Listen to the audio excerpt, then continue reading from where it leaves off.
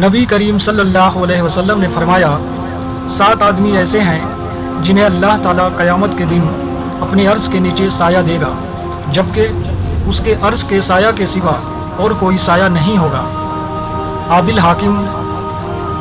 نوجوان جس نے اللہ کی عبادت میں جوانی پائی،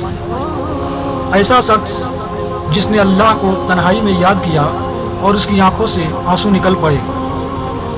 وہ شخص جس کا دل مسجد میں لگا رہتا ہے، وہ آدمی جو اللہ کے لیے محبت کرتے ہیں، وہ شخص جسے کسی بلند مرتبہ اور خوبصورت عورت نے اپنی طرف بلایا اور اس نے جواب دیا کہ میں اللہ سے ڈرتا ہوں، اور وہ شخص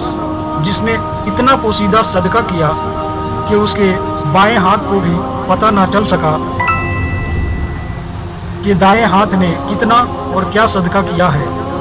صحیح بخاری حدیث نمبر 6806۔